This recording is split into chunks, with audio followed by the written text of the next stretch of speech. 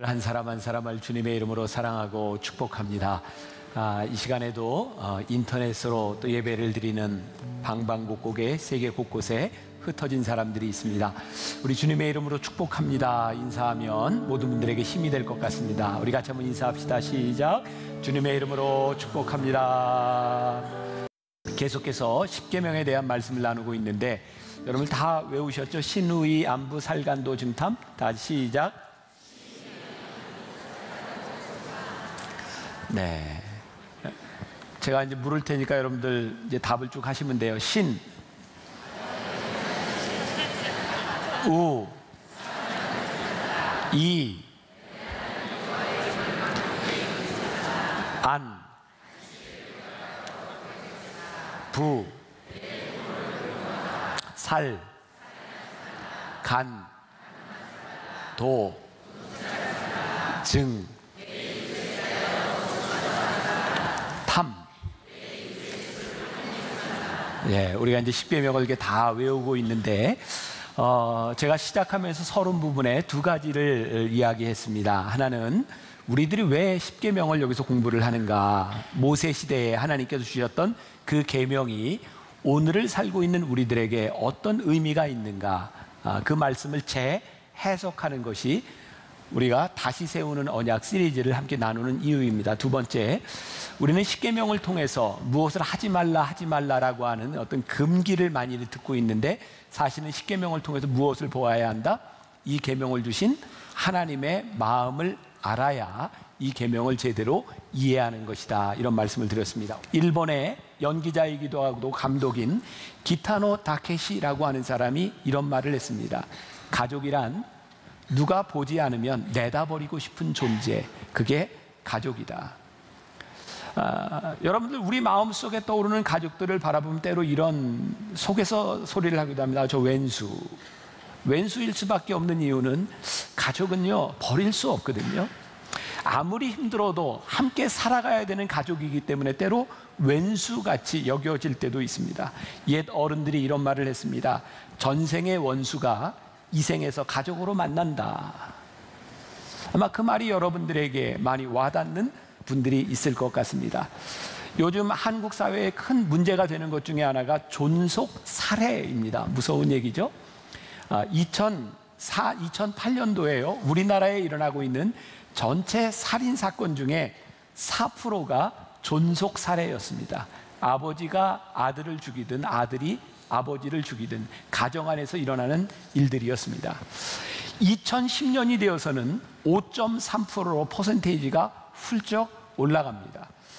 설교를 준비하면서 보았던 어떤 뉴스에 보니까 2013년도에 존속 살해 우리나라에 1,141건이었는데 2016년도에 2,235건으로 3년 만에 2배가량 늘어났습니다.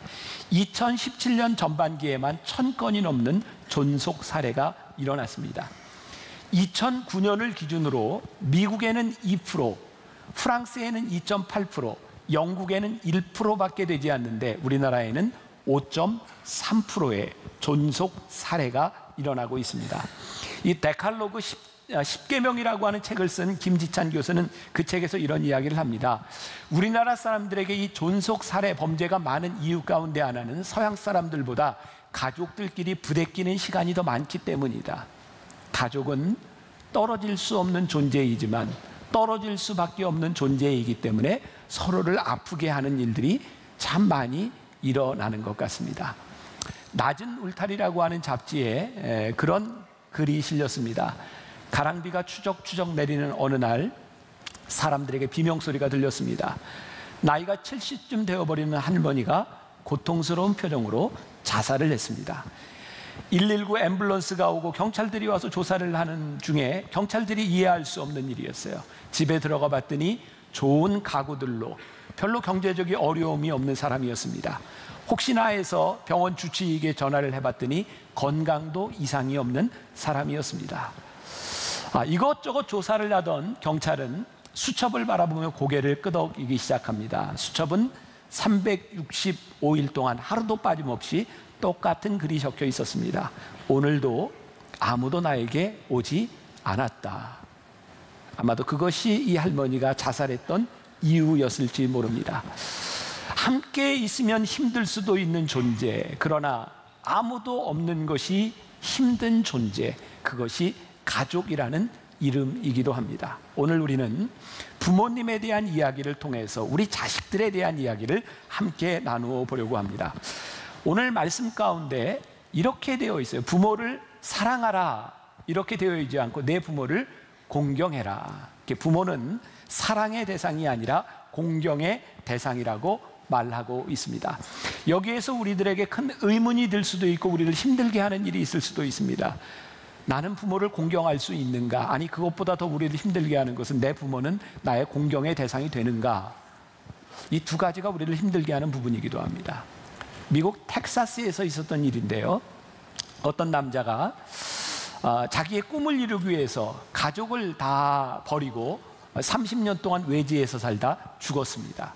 그 사람은 유서에 내 가족의 품에 안겨서 거기에 장사 지내고 싶다, 죽고 싶다고 하는 유언을 남겼고 그 소식이 가족들에게 전해졌습니다.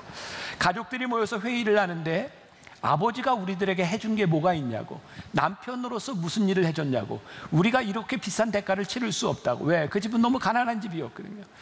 근데 장남이 자기가 농사를 짓고 있는 트랙터를 전당 잡히고 그 돈으로 아버지를 모셔다가 장사 지내고 장례가 끝난 다음에 동생들에게 이렇게 이야기합니다. 성경에 내 부모를 공경하라 라는 말씀은 있지만 어떤 부모를 공경하여라 이런 말씀은 없다. 아버지이기 때문에, 부모이기 때문이다 라는 말입니다.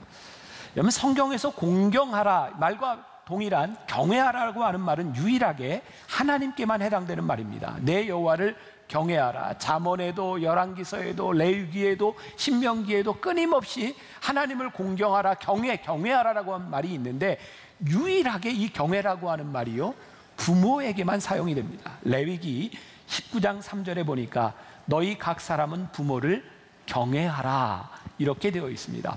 또 이런 생각을 하게 되죠. 왜 부모에게만 이런 말이 쓰여졌을까?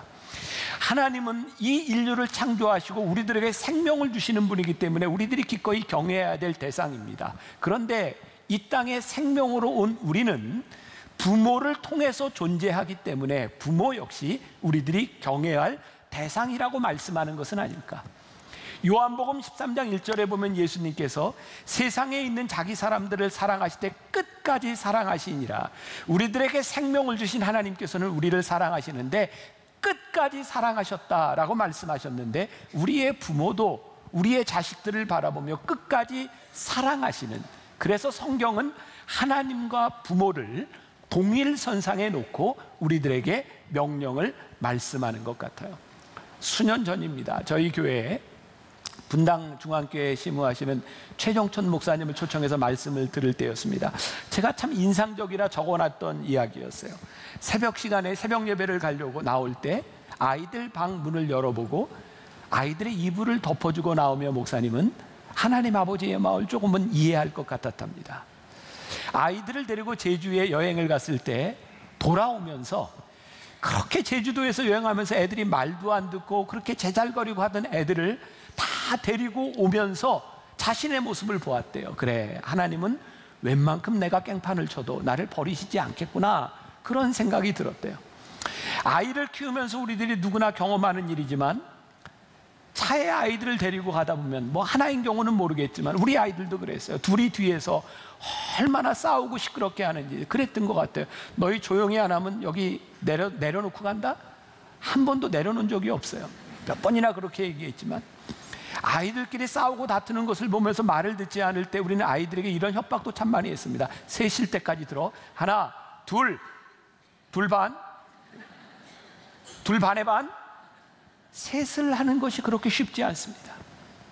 내 자식을 향하여 잘못했지만 그 자식을 징계하기보다 그것을 참아냈던 부모의 모습, 그것이 우리들의 모습입니다. 성경은 그런 하나님 아버지의 모습이 우리 부모들에게도 있다. 그래서 부모는 우리들이 사랑해야 할 대상이 아니라 부모는 우리들이 공경해야 될 대상이다 라고 말씀하고 있는 거죠. 공경은 자격에 대한 부분은 아닌 것 같아요. 우리들에게 있어서 부모가 정말 존경할 만한, 공경할 만한 대상이 되어진다면 참 좋을 텐데 그렇지 못한 것 때문에 아파하는 사람들도 참 많죠. 말틴 루터는, 종교개혁자 말틴 루터는 하나님 아버지라고 하는 말을 하기가 너무너무 힘들었고 은혜가 되지 않았답니다. 아버지를 생각할 때마다 자기를 학대했던 아버지의 모습이 생각이 나서 하나님 아버지가 그렇게 쉽지 않았다.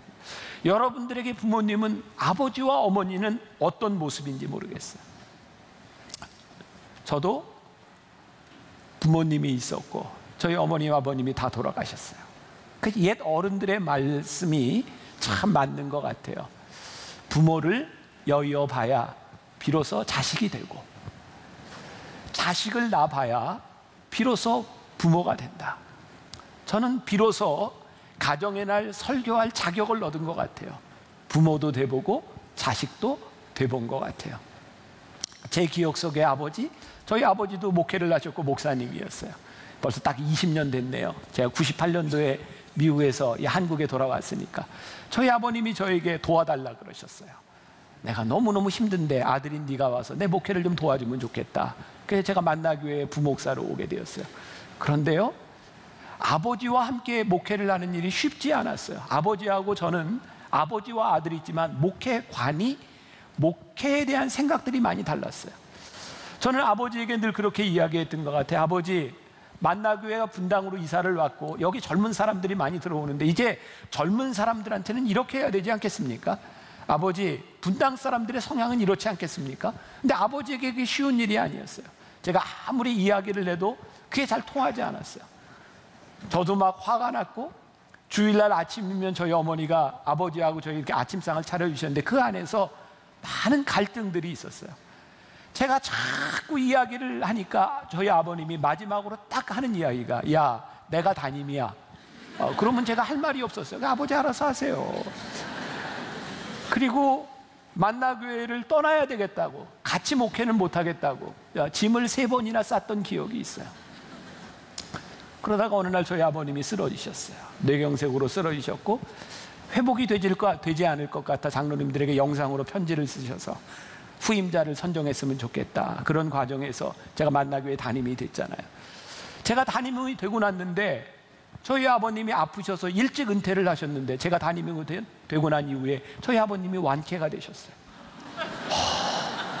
그 상황 가운데서 제가 목회를 하는데 기억하시는지 모르겠어요. 제가 담임 목사가 되고 나서 처음으로 한 일이 뭐였냐면 강단을 고치는 일이었거든요. 이렇게 높았던 강단을 아래로 내리고 빨간 카펫이 깔려있던 강단의 카펫을 베이지색으로 바꾸고 여기에 큰 2개의 기둥을 없애고 큰 강대상을 없애고 저는 설교하면서 교인들과 함께 말씀을 나누는 것이 중요하다고 생각해서 이렇게 바꿨어요. 저희 아버님이 크게 힘드셨어요. 내가 평생 목회하면서 만나교회 여기에 성전을 짓고 이렇게 성전을 만들었는데 네가 뭔데 맘대로 뜯어 고치냐. 저희 아버님은 교인들에게 한마디도 하지 않으셨어요. 근데 저에게 늘 너 꼭 그래야 되냐, 너 그래야 되냐, 너 그래야 되냐. 제가 마지막으로 한 얘기였어요. 아버지, 제가 담임이에요. 그러면 그때 우리 아버님은 아무 말씀 안 하셨어요. 저에게 아버지와 아들 사이에 목회라고 하는 것 때문에 갈등이 많이 있었어요. 근데 참 이상하죠. 목회의 갈등은 갈등이고 아버지는 저에게 늘 아버지였고 아버지는 제가 아들이었던 것 같아요. 저는 늘 그런 생각했어요. 나는 싸워서 이겼다. 아버지와 싸워서 이겼다. 내가 하고 싶은 목회를 한다. 그런데 지금 돌이켜놓고 보면 저는 아버지를 한 번도 이긴 적이 없어요. 아버지는 저에게 늘 져주셨어요. 그게 제가 지금 세월이 지난 다음에 깨닫게 되는 아버지의 모습이에요. 아버지는 아버지인 거예요. 어머니는 어머니인 거예요. 성경은요, 부모를 공경하지 못하는 것에 대해서 무섭게 질책하고 있거든요. 출애굽기 11장 15절과 17절에 보니까 자기 아버지나 어머니를 치는 자는 반드시 죽일지니라. 자기의 아버지나 어머니를 저주하는 자는 반드시 죽일지니라. 그리고 술 취하고 방탕한 아들에 대하여 부모가 이야기를 하면 그 아들을 돌을 던져 죽이는 형벌이 있었다고요. 신명기 21장 18절부터 21절까지 말씀, 우리 한 절씩 교독해 볼까요? 제가 먼저 봉독합니다. 사람에게 완악하고 패역한 아들이 있어 그의 아버지의 말이나 그 어머니의 말을 순종하지 아니하고 부모가 징계하여도 순종하지 아니하거든.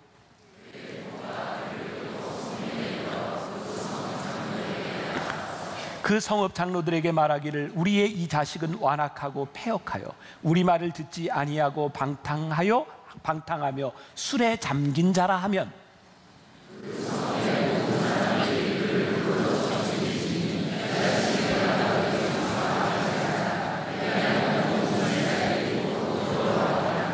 지금 무서운 이야기죠.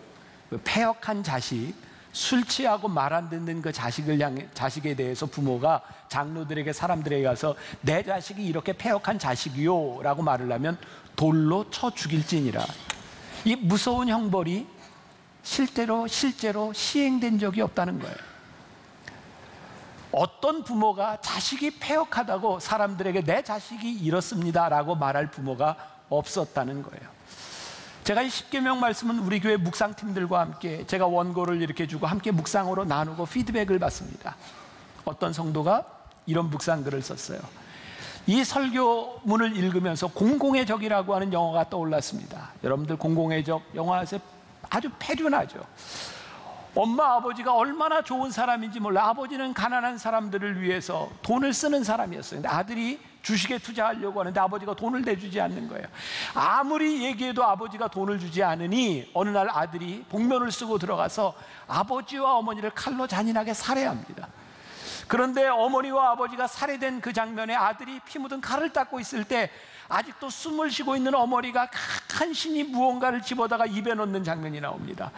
아버지를 살해할 때, 어머니를 살해할 때 쓸려나간 아들의 손톱, 그것이 증거가 돼서 붙잡힐까 봐 그것을 삼키고 죽습니다. 결국 그것이 발견이 되고 아들이 범인으로 판명이 되었지만 이 묵상글을 남긴 성도는 저것이 부모님의 마음이구나, 그리고 저런 부모 아래에서 어떻게 저런 패륜아가 나올 수 있을까, 그런데 저것이 하나님의 마음이구나, 우리를 끝까지 버리지 않으셨던 하나님의 마음이구나 라는 묵상글을 쓰셨어요. 신명기 27장에 그의 부모를 경홀히 여기는 자는 저주를 받을 것이라 할 것이요 모든 백성은 아멘 할지니라. 왜냐하면 부모는 우리들에게 그런 존재이기 때문에 부모를 경히 여기지 말라고 말씀하고 있는 거예요. 그런데 오늘 중요한 게 있어요. 제가 서두에 왜 자식을 사랑하라는 말은 없을까라고 했는데 사실 이 말씀은 모든 것을 포함하고 있다는 생각이 들어요. 우리가 부모를 공경하라라고 이야기를 했지만 그 부모도 자식이 있는 사람이고, 내가 부모를 공경하라고 했지만 나도 결국은 자식에게서 공경의 대상이 될지 아니 될지 결국 우리는 자식임과 동시에 부모인 거예요. 그러니까 부모를 공경하라, 너희들이 이 땅에서 생명이 길리라 라고 하는 말씀은 단순한 생명에 대한 말씀으로 이해가 되는 것이 아니라 우리 세대가 길리라 라고 하는 말씀으로 이해가 되는 거예요. 내가 부모를 공경하면 네 자식들도 너를 공경할 것이고 그 자식들도 공경함을 받을 것이고 그렇게 내 자손이, 내 생명이 길리라 라고 하는 말씀이 아닐까. 그러니까 오늘 이 말씀은 부모들이 공경을 받는다라고 해서 끝나는 것이 아니라 부모에게 책임이 있다라고 하는 말씀으로 저에게는 들려지는 거예요. 믿음의 유산이라는 거죠. 신명기 6장 6절부터 9절까지 우리가 잘 아는 쉐마의 유명한 말씀이 있어요. 우리 한 절씩 교독해 보겠습니다. 오늘 내가 내게 명하는 이 말씀을 너는 마음에 새기고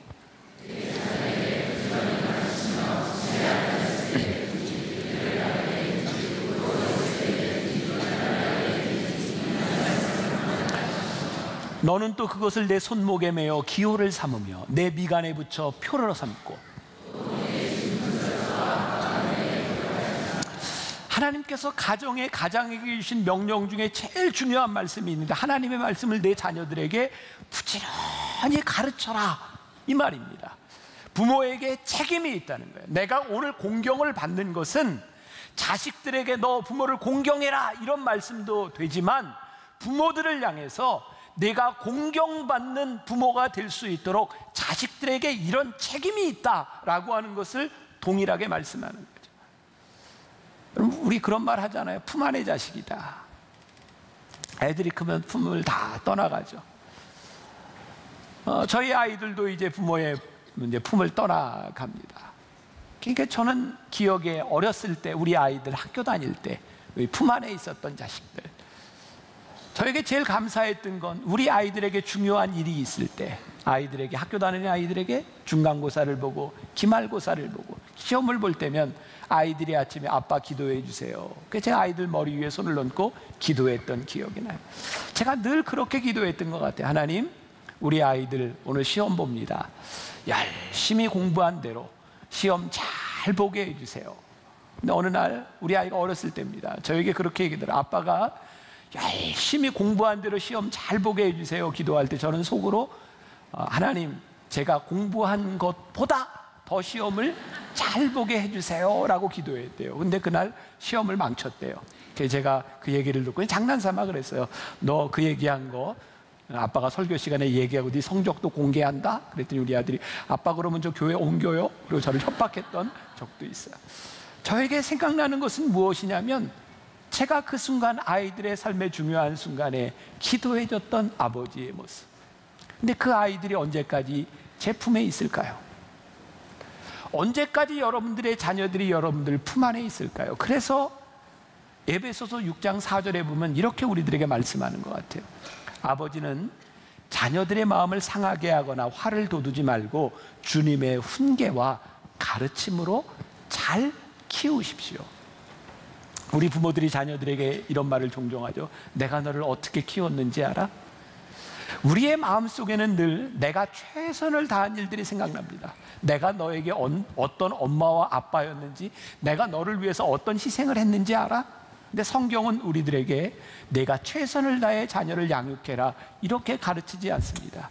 주의 훈계와 가르침으로 잘 키우십시오. 나의 최선이 아니라 우리의 자녀들에게 하나님의 말씀으로 주의 훈계와 가르침으로 가르치지 않는다면 그 아이들에게 어떤 일이 일어날지 모르는 거예요. 그 자녀들이 부모를 공경하고 그 다음 세대의 공경을 받고 이 땅에서 생명이 길기 위해서 성경이 우리들에게 가르치는 것이 뭐냐면 그 아이들에게 주님의 훈계와 가르침이 있는가. 이건 우리 교회에서 실제 있었던 일이에요. 지금 이 시즌 5월이 되면 교회 학교 청소년부가 우울합니다. 중간고사 시즌이거든요. 중간고사, 기말고사 때가 되면 아이들이 확 줍니다. 우리 교회 전도사님이 저에게 했던 이야기인데요. 우리 교회 청소년 중에 하나가 선배에게 몰래 이런 전화를 한 거예요. 언니, 나 교회 가고 싶은데 엄마가 못 가게 해. 시험 공부하라고. 그리고 엄마는 일찍 교회 봉사하러 갔어. 우리가 자녀들을 언제까지 돌봐줄 수 있을까요? 우리가 자녀들에게 너 공부 열심히 해라, 공부 열심히 해라, 공부 잘해라. 그 공부 잘하는 아이들이 커서 부모를 공경할까요? 너 공부 잘해서 훌륭한 사람 돼서 성공해라. 성공한 그 자식이 주의 말씀으로 훈계되고 양육되지 않았을 때 부모를 공경하며 그 다음 세대의 자식을 말씀으로 키울 수 있을까요? 오늘 성경이 우리들에게 이야기하는 부모에게 책임이 있다는 거예요. 내 부모를 공경하라라고 하는 이 말씀은 내가 부모니 공경받을 자격이 있다고 하는 것이 아니라 내가 자녀를 어떻게 키웠는가에 따라 내가 공경받을 수 있다는 말씀은 아닐까요? 그리고 그 자식이 그렇게 공경할 때 그 다음 세대에도 공경을 받으며 그의 생명이 길리라고 하는 그런 말씀은 아닐까? 그러니까 계명을 주시는 자에게 주시는 그 축복, 그 장수는 그런 의미일 것 같아요. 에베소서 6장 1절부터 3절까지 말씀. 자녀들아, 주 안에서 너희 부모에게 순종하라. 이것이 옳으니라. 내 아버지와 어머니를 공경하라. 이것은 약속이 있는 첫 계명이니 이로써 내가 잘되고 땅에서 장수하리라. 이제 이 말씀이 이해가 되시나요? 아, 이런 말씀이었구나. 자, 다시 우리들의 문제를 하나 끄집어냅니다. 그런데 부모가, 지금 나의 부모가 공경의 대상이 되지 못한다면 이 말씀을 나는 어떻게 실천해야 할까? 여러분들의 부모님은 어떤 모습이세요? 내가 공경할 수 있는 그런 분이세요? 아마 어쩌면 지금 내 육신의 진짜 친부모보다 여기 있는 며느리, 사위, 그들에게 부모님은 더 힘든 존재가 아닐까요? 어제 토요일 똑같은 설교였으니까 예배를 마치고 나는데 한 교인이 저에게 그렇게 이야기를 하더라고요. 목사님, 오늘 말씀을 듣고 제가 비로소 자유함을 얻었습니다. 왜냐하면 저는 평생 시어머니를 모시며 끝까지 잘 봉양하고 그렇게 공경하고 살았지만 저는 시어머니를 사랑하지 못했습니다. 그게 너무 힘들었습니다. 그런데 오늘 말씀 가운데 자유함을 얻었어요. 왜냐하면 오늘 공경하라라고 하는 말씀, 성경은 내 부모를 사랑하라고 말씀하지 않고 내 부모를 공경하라고 말씀한다는 거예요. 이 공경하라고 하는 말씀에 이 히브리어 카베드라고 하는 말은요, 무겁게 여기다, 비중 있게 생각하다, 중요하게 여기다, 이런 뜻을 가지고 있습니다. 내 부모이기 때문에 자격이 없을지라도 그분을 중요하게 여기고 무겁게 여겨라. 그것이 오늘 우리들에게 주시는 말씀이에요. 자격에 대한 부분이 아니라 그분이 부모이기 때문에 너희들이 그렇게 여기라 라고 하는 말씀이에요. 그리고 중요한 것은 주 안에서라고 하는 말인데요. 여러분, 성경에서 주님의 말씀으로 훈계하지 않는 부모도 따라야 된다고 말씀하지 않습니다. 이건 따르는 것과는 다른 차원의 문제입니다. 그런데 부모를 공경하라는 거예요. 무겁게 여기라는 거예요. 마태복음 7장 9절부터 13절까지 말씀, 우리 같이 한번 한 절씩 교독해 볼까요? 잘 생각하면서 읽으세요. 제가 먼저 봉독합니다. 또 이르시되 너희가 너희 전통을 지키려고 하나님의 계명을 잘 저버리는도다.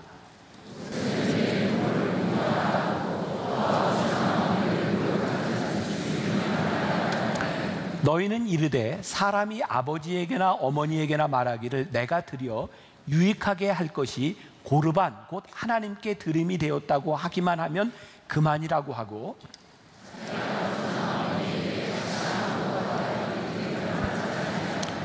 너희가 전한 전통으로 하나님의 말씀을 폐하며 또 이 같은 일을 많이 행하느니라 하시고. 여러분, 이 말씀 많이 들어보셨죠? 이게 무슨 말씀이에요? 성경에서 너희 부모를 공경하라 했는데 당시의 바리새인 중에 말씀을 잘 지키는 사람들 중에 부모님이 마음에 안 드는 거예요. 그래서 부모를 공경해야 되는 돈을 가지고 뭐라고 이야기하냐면 하나님께 고르반, 그러니까 하나님께 드린 바 되었다. 그리고 부모에 대한 의무를 다하지 않는 거예요. 예수님께서 뭐라고 말씀하시는지 아세요? 이건 너희들이 계명을 폐하는 것이다. 너희들이 악하다라고 말씀하고 있어요. 우리들이 신앙생활을 하면서 오늘 이 부모를 공경하라고 하는 말씀이 단순히 부모에 대한 말씀이 아니라 우리의 가정에 대한 말씀이고 자녀에 대한 말씀이라고 생각할 때, 예를 들어서 우리들이 안식일을 거룩하게 지키라라고 하는 말씀으로 인하여 우리들이 안식일을 거룩하게 지키는데 그것으로 인하여 너희 부모나 자식에 대하여 너희들이 잘못한다면 하나님이 그거 기뻐하시지 않는다는 거예요. 그런데 우리는 참 편안하게 내가 하나님께 순종하고 주의를 잘 지키고 내가 이렇게 신앙생활을 한다고 하는 이름으로 우리 가족들에 대한 의무와 우리들이 해야 될 일을 소홀히 할 때가 있는데 하나님이 그거 기뻐하시지 않는다는 거예요. 정말 무서운 말씀인데요. 디모데전서 5장 8절에 보니까 누구든지 자기 친족, 특히 자기 가족을 돌보지 아니하면 믿음을 배반한 자요 불신자보다 더 악한 자니라. 우리들이 하나님을 믿는다고 하면서 가족을 돌보지 않으면 그것은 불신자보다 더 악한 자라고 우리들에게 말씀하고 있는 거예요. 저희 세대, 저희 아버님도 목회를 하셨으니까 저희 사남매 크면서 우리는 늘 그런 얘기했던 것 같아요. 우리는 방목당하고 있다. 저희 아버지 어머니는 교회 목회 때문에 저희 자녀들을 그렇게 잘 돌보지 못한 분들이었어요. 그리고 그때는 또 이런 설교를 참 많이 들었던 것 같아요. 자녀들을 위해 기도하십시오. 그 기도가 땅에 떨어지지 않습니다. 저는 그 말씀이 저희 가정에서 이루어졌다고 생각하거든요. 저는 부모님이 다른 자녀들처럼 제 친구들처럼 저를 돌봐주거나 저는 과외 한번 해보지 못했어요. 제가 제일 부러운 게 뭔지 아세요? 저 음악을 너무 좋아하는데 저는 어렸을 때 음악을 배울 기회가 없었어요. 저는 피아노를 치는 사람이 보면 너무너무 부러웠어요. 나도 어렸을 때 저 피아노 좀 배워봤으면 좋았을 텐데. 그래서 혼자 바이엘 갖다 놓고 혼자 바이엘 상하 치고 혼자 이렇게 스케일도 연습하고 늘 혼자 하면서 내가 어렸을 때 저런 거 배웠더라면 참 좋았을 텐데 저는 과외 한번 못 해보고 살았거든요. 그런데요, 참 놀라운 것은 제가 인생의 중요한 순간을 지날 때마다 그 도움이 어디서부터 오는지 깨닫지 못했던 일들이 저를 여기까지 인도해 주셨던 걸 저는 고백하거든요. 분명히 부모님의 기도가 있었던 것이 사실이에요. 그런데요, 그것으로 끝나는 것이 아니라 지금 우리들에게 주어진 우리의 자녀와 부모들을 위해서 더 최선을 다하라는 거예요. 기도하고 하나님께 맡기는 것 참 중요하지만 내가 부모와 자녀와 가정을 위해서 내가 무엇을 헌신했냐를 우리들에게 물으시겠다는 거예요. 저희 교회에서 5주 전부터 토요 예배를 시작했잖아요. 토요 예배 시작하면서 아마 지금 그래서 한국 교회에 이런 교회가 있을까, 저 나름대로 그런 생각을 했어요. 저는 담임 목사니까 제가 시간도 조절할 수 있고 제가 마음대로 스케줄을 쓸 수 있지만 우리 부목사님들은 그렇게 못하잖아요. 주말을 잃어버린 세대예요. 주말이 되면 목회자들은 제일 바쁘고 월요일 날 쉬는데 월요일이 되면 어린아이들은 학교를 가요. 가장 어렸을 때 부모와 함께 만나고 함께 해야 되는 세대들을 잃어버리는 거예요. 저는 그렇게 살았지만 우리 부목사님들에게는 아침을 좀 돌려주고 싶었어요. 자녀들과 함께하는. 그래서 토요일 날 전부 오후 1시에 출근해요. 적어도 토요일 날 아침, 점심 가족들과 함께 먹고 그리고 자녀들과 시간을 보내고 출근하라. 저는 굉장히 좋아할 줄 알았어요. 근데 사모님들이 무척 당황하고 있어요. 아침하고 점심까지? 근데 전 곧 이제 좋아하리라고 생각하는데 그냥 제 마음이에요. 우리가 목회를 하지만 자녀들에게 좋은 아버지가 되는 것 우리들이 할 수만 있다면 그렇게 하는 것이 좋다. 전 요즘 우리 아이들에 대한 반성을 많이 하죠. 제가 잘하지 못한 것에 대해서 우리 아이들이 농담처럼 얘기하지만 우리는 아빠 없이 컸어요 라고 하는 말, 내가 잘해야 되겠다. 쉽지 않아요. 그러나 최선을 다하는 거예요. 하나님께서 여러분들에게 물으실 거예요. 너희가 혹시라도 하나님을 믿는다고 하는 이름으로, 내가 안식일을 거룩하게 지킨다는 이름으로, 너희들이 교회에서 봉사한다는 이름으로 너희의 자녀들과 부모들에게 소홀하지 않았느냐고. 우리들이 소홀하지 않기 위해서 우리들의 삶에 상처가 필요하고요, 우리들의 헌신이 필요한 거예요. 너희가 부모님을 공경하기 위하여 너희들의 경제적인 얼마나 큰 손실을 보았니? 너희들이 부모를 공경하기 위해서 너희들의 얼마나 많은 시간을 희생해 보았니? 너희들이 부모를 공경하고 자식들을 주 안에서 잘 양육하기 위해서 너희들의 의지를 얼마나 꺾어 보았니? 그것이 우리들에게 상처처럼 아프지만 그것이 우리들에게 흔적이 되고 믿음의 간증이 되기 시작할 때, 우리의 자녀와 우리의 가족들이, 우리의 어머니와 우리의 가정이 이렇게 믿음을 지키며 이 가정을 위해 헌신한 상처들이 우리들에게 있을 때, 그것이 우리들에게 훈장이 되고 믿음의 가문이 되지 않을까.